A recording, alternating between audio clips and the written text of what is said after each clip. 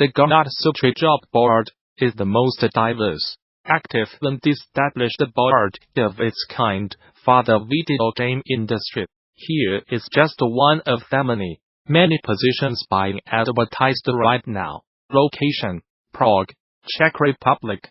We are pleased to introduce you to Elance, a team full of keen, enthusiastic people at Bohemia Interactive.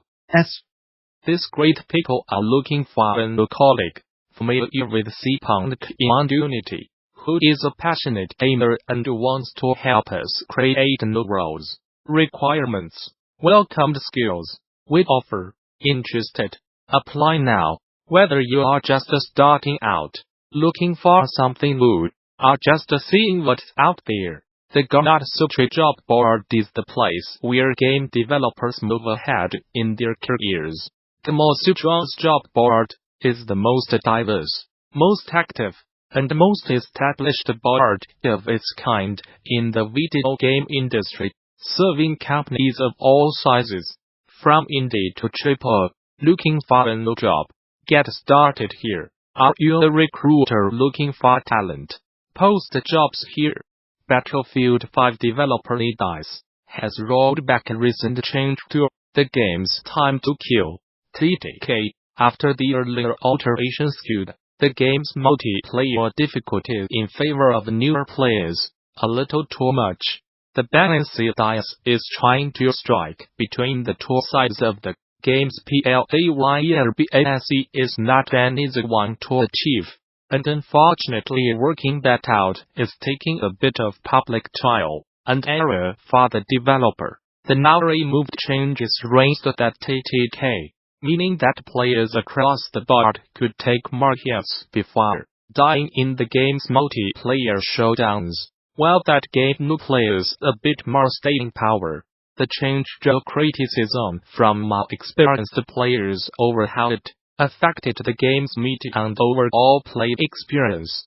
Following that feedback, the team addressed this latest change and YTTK is now being rolled back to how it was at the game's launch. In a post on Reddit, our intent with the TTK changes was to see if we could evolve the Battlefield 5 experience and make it more enjoyable for new players, whilst also making sure the Battlefield fans have a choice with a more core experience suiting their preferred playstyle. Reads the post from the dev team. Clearly we did not get it right. Veteran players did not ask for the change, but as game developers, we took it upon ourselves to make those changes based on extensive data and deliberation. It truthfully was not an easy decision for us.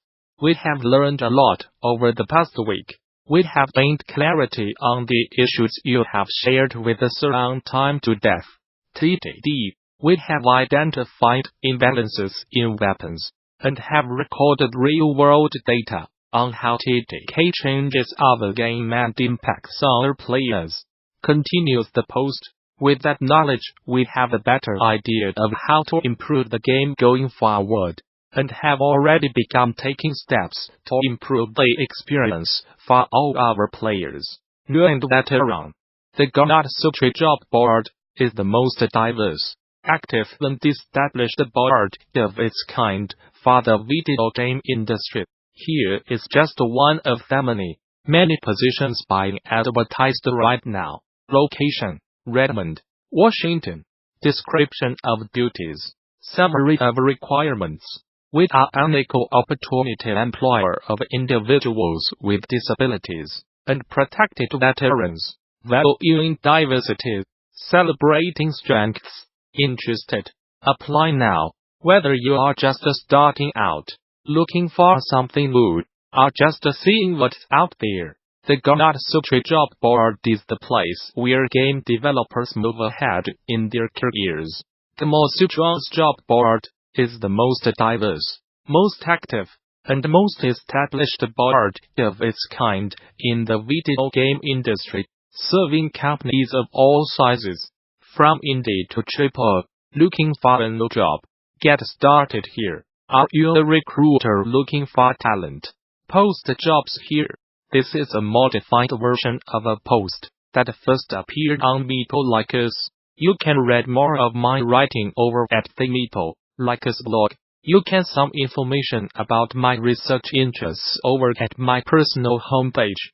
One of the things I really like to do with Meeple Likers is to write the stuff that I wished had existed before I made certain decisions and agreed to certain things.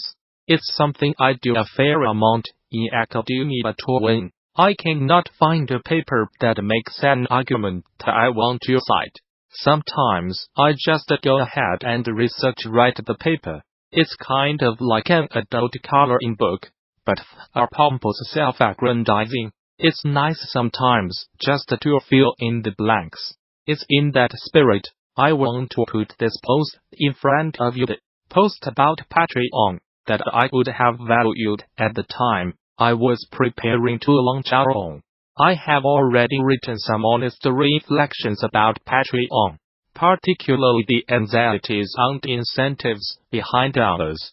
That post is more about the psychology of opening yourself up to the process and what it'll take from you in return.